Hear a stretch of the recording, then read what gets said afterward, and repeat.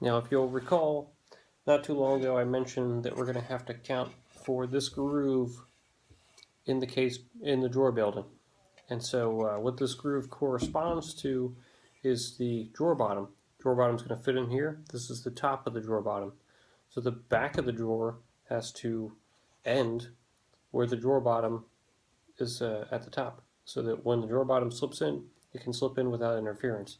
If we make this completely solid on the back, we won't be able to use the drawer bottom in the way that we intended.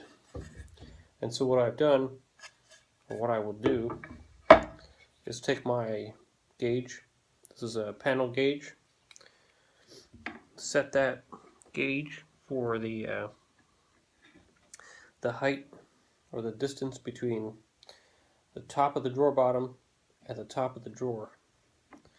After I do that,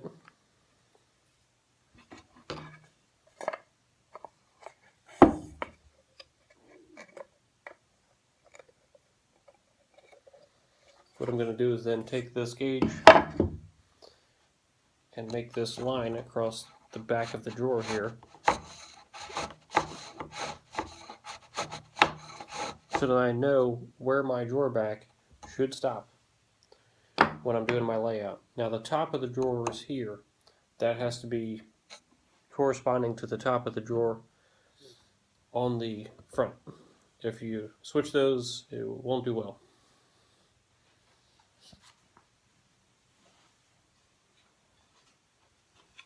Now you may notice that the drawer back is only, I don't know, maybe a quarter of an inch thick. It doesn't have to be especially thick. It can be fairly thin. In fact, it's probably better that it's fairly thin, because you don't necessarily want your drawer back to have a lot of influence over your drawer. You want it the other way around. You just want it to help keep those drawer sides tight against the walls or in identical position throughout the life of the drawer. What we're going to do is set a gauge. We're going to set this gauge to the thickness of the drawer back.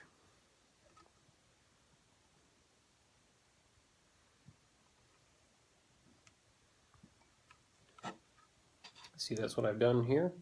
And so when I take this gauge and run it around this, I'll have my exact distance for the depth of these dovetails.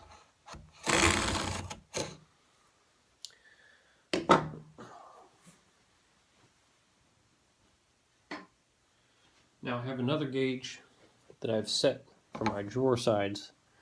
Now this gauge is going to be used to transfer the depth of these drawer sides to the drawer back and front.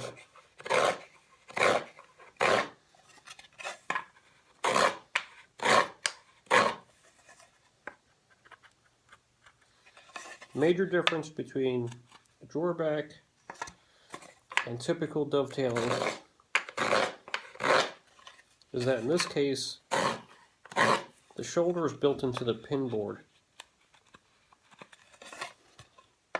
The reason being is that you want to have the back avoid interfering. You don't want it to make noise as you open the drawer, and so what you do is you cut the back down so that it's only maybe a quarter of an inch or an eighth of an inch or whatever you want it to be distance from the height from the top of the drawer, so that this back never catches on anything as you're opening and closing the drawer.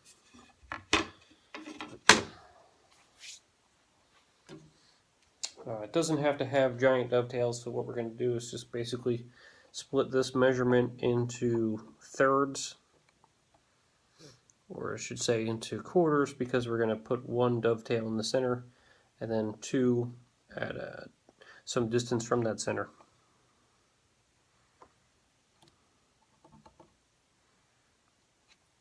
Now I like to make it so I can use a quarter of an inch, or in my case I'm working in millimeters, so it would be a 6 millimeter chisel. And so what that means is that these dovetails at the back have to be about 3/16 across the tops, so that they allow my chisel enough clearance to cut the waste.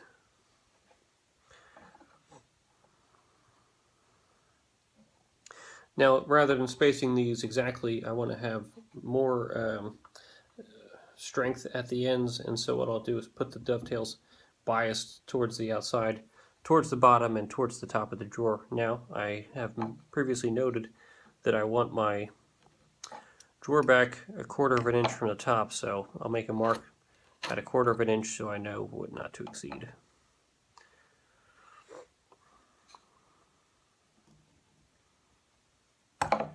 So it appears to be reasonable to have it about, in my case, about 1.5 inches. We want our 3/16.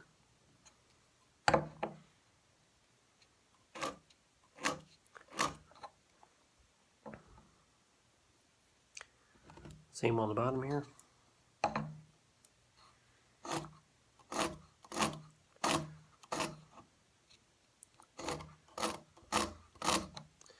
Now I'm going to use my dovetail saddle again, using the 1/6 side to draw my lines.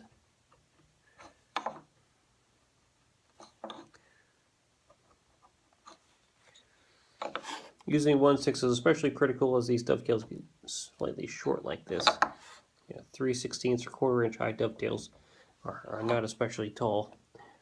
And so in order to avoid them acting like box joints, you want to have a decent amount of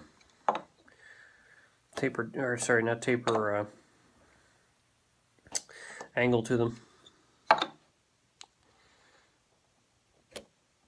Dovetails should always function with reliance upon themselves in one direction, and of course glue in the opposite direction.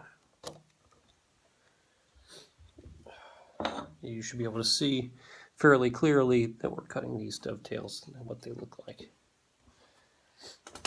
Now these can be cut straight through and through, so what I can do is keep this assembly exactly as it is without having to open this up and begin cutting that way. Just might make one final check to make sure that I'm working in the orientation that I expect, where this is the top, this is the bottom.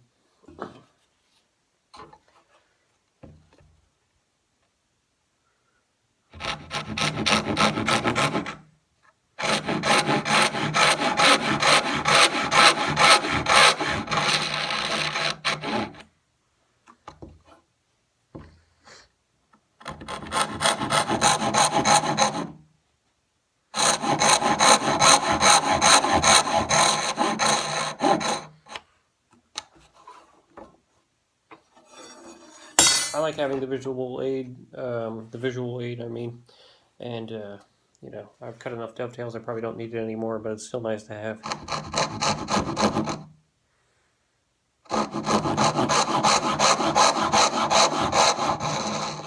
When you're eyeballing things, it's nice to be able to work with a distance of 10 inches as your reference as opposed to 1 inch.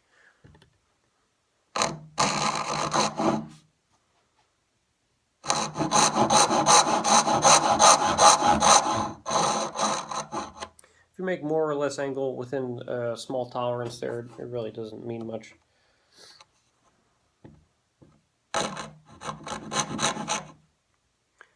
But they have to be straight. And so to get straight sides, you don't want to have to correct your angle in the cut.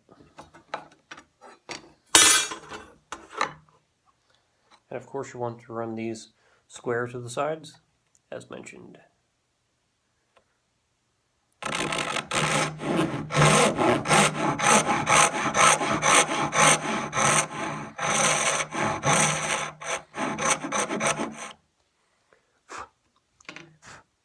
These tiny dovetails can still be coped.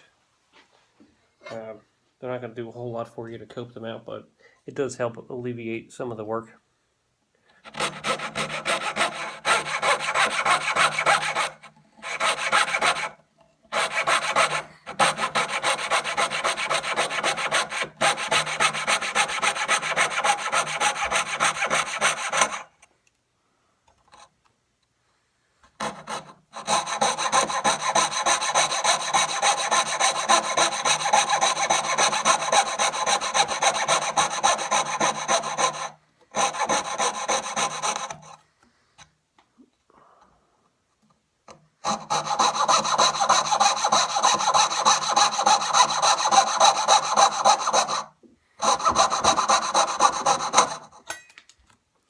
smart to use glasses, safety glasses, when you're doing this sort of thing.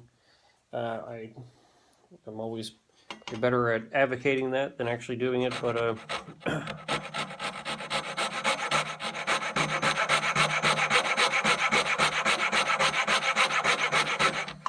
I try to make it a habit whenever I'm chopping or sawing with a coping saw, especially because these blades are they can sometimes break at the pins by being held in this fixture if you slightly overdo it with the twisting.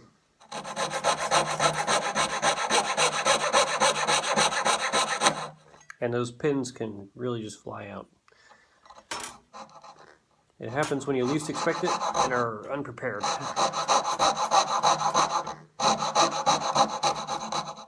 So, something to keep in mind.